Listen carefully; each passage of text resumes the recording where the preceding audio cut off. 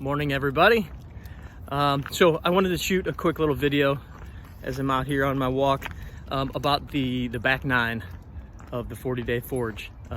So I've been meaning to get this out to you guys, and I'll have the calendar and stuff. It's taking a little longer than anticipated to put that stuff together.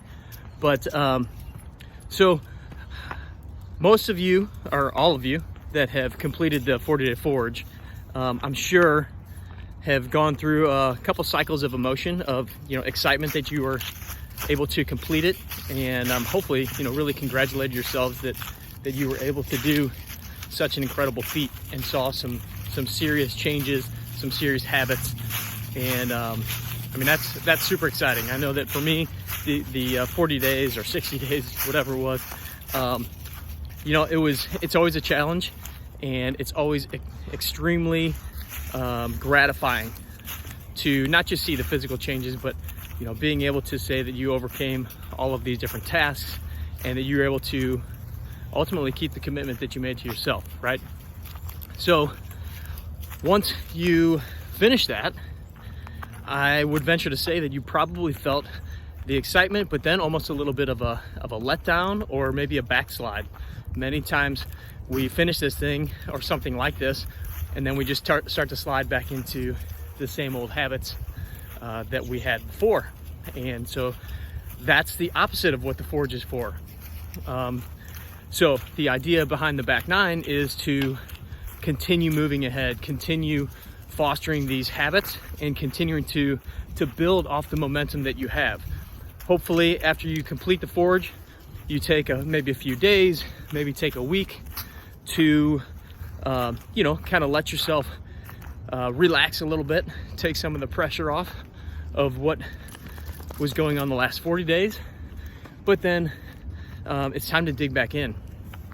So here's the list of the 9 things that we're going to be doing for the back nine. Cleverly named, right?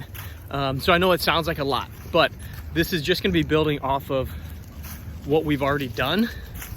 So it's just going to be some extensions of habits that you've already started to build. Some are going to be increased. Some are actually going to be slackened just a little bit, but to make sure that you're still paying attention to them. So the first one is the water. We're going to continue doing the 24 ounces or more of water as soon as you wake up.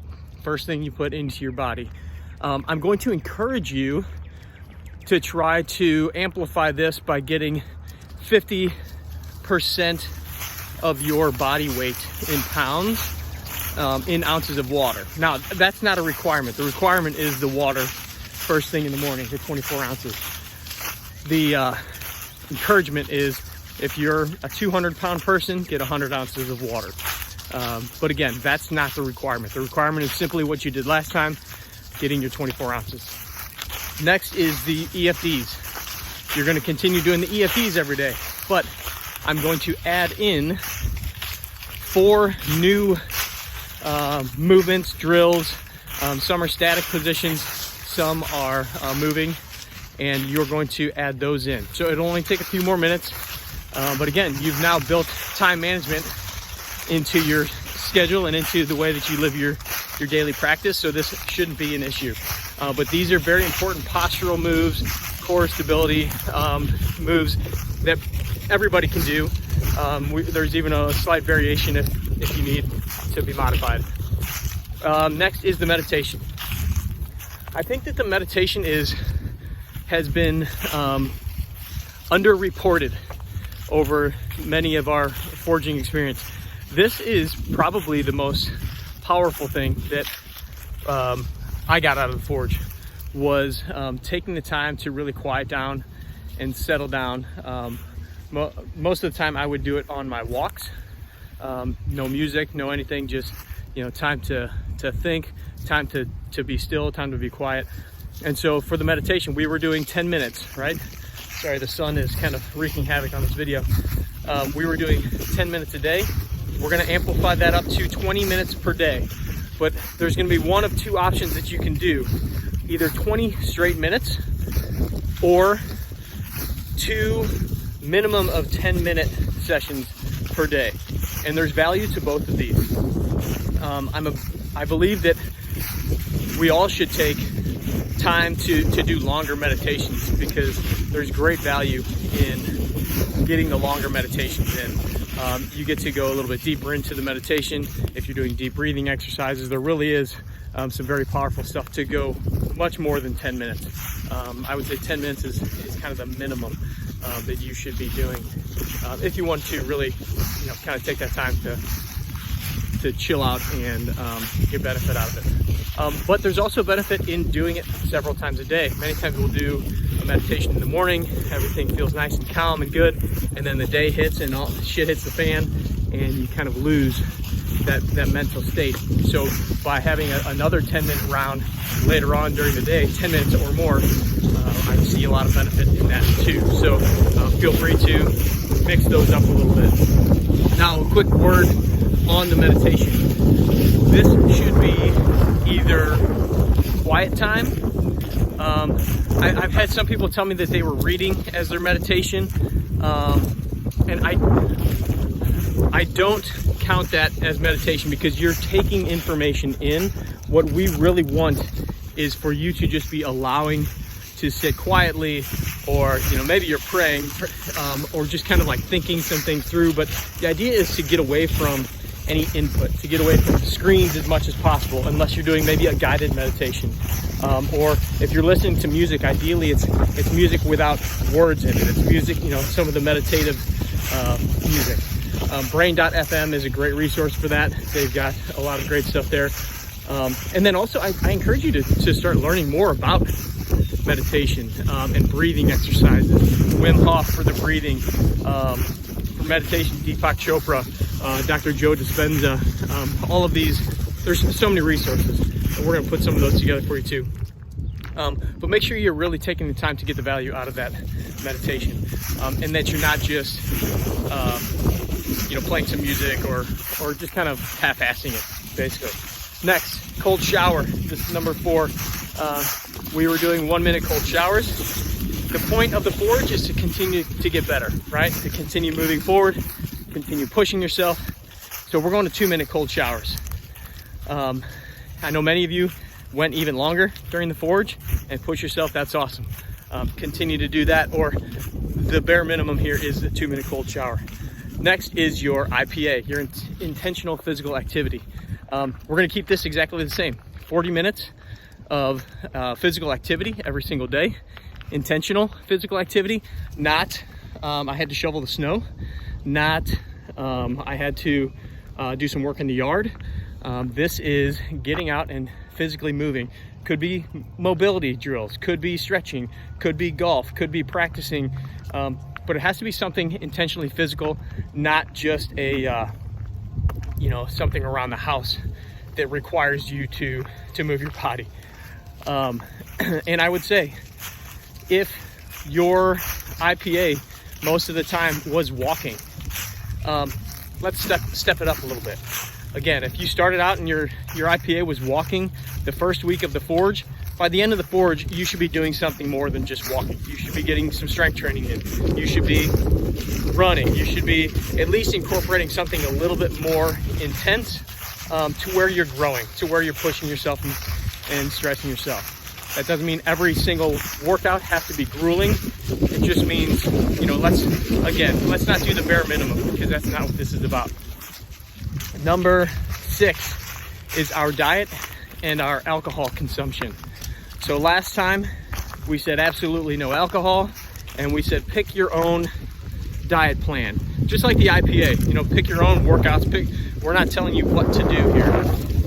So again, we're gonna do similar, but not even as strict, because part of this whole thing is learning to live with your habits and learning to not just have to abstain from everything, but being able to figure out when you can and can't let go, and to have control over it.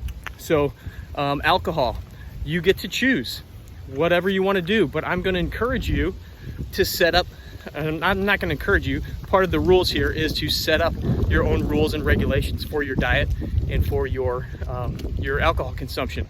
So that might look like, I'm going to have X amount of drinks per week. I'm going to only drink 2 days a week. I'm not going to drink at all. Some people will continue to go with no alcohol. Same with the diet. You know, I'm going to stick to this, whatever your diet plan is, and maybe allow 2 cheat meals or something like that. But the key here is you have to have it written down before you start the Forge. And that way, every single day you can say, did I adhere to my alcohol and diet rules and regulations that I set up for myself? And if you did it all week long, you can check it off every single day. You stayed within those parameters, guess what? You win.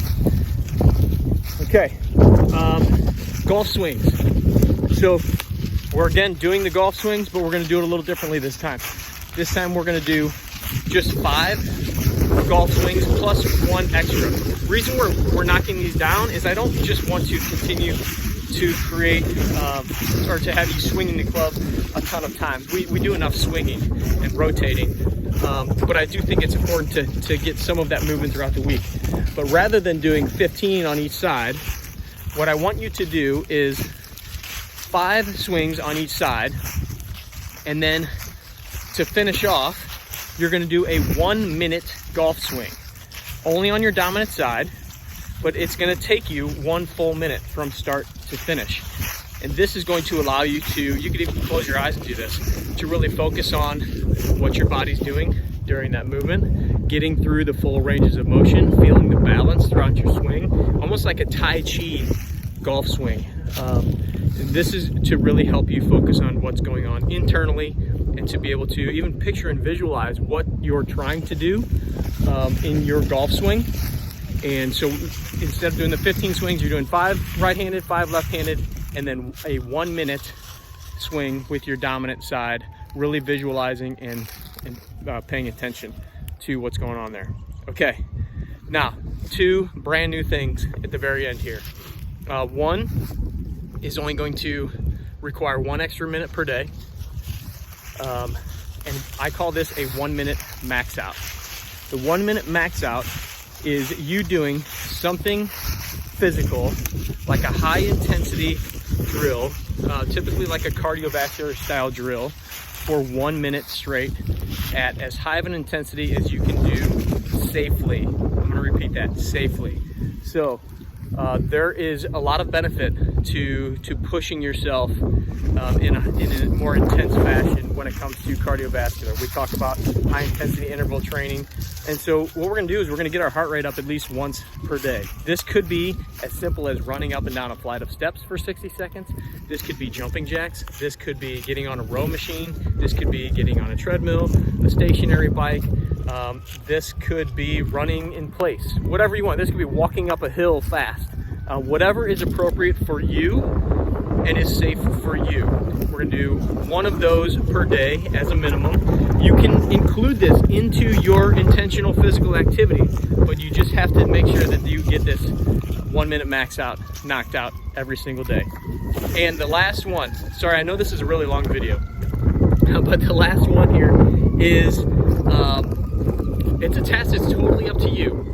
I'm calling it your personal daily commitment, your PDC. And this is something that doesn't have to be related to your fitness or your golf at all, or it could totally be related to your fitness and golf. But it's 1 task, 1 thing that you can check off that maybe you've been putting off for a while. You know it would be helpful. Maybe this is for business, maybe this is for family, maybe this is for mental health, maybe this is for diet, whatever. But 1 specific thing that wasn't included in all the other 8 tasks that you can do every single day that's either going to push you forward in some aspect of your life. We all have those things that have been kind of like weighing on the back of our mind, right? That like, man, I really should do this. I really should do this one thing. Find out what that thing is, and that's your PDC. That's your personal daily commitment. Because again, the Forge is not necessarily about golf. The Forge is not even about fitness. The Forge is not about nutrition. It ties all those things in, but it's ultimately about us moving forward and committing things to ourselves and doing those things and pushing ourselves forward. So find whatever that one thing is that's gonna push you forward, and that's your PDC. The kicker is you have to write it down again, and then when you're checking it off, you know exactly what you're checking off. So we're not wavering on this thing.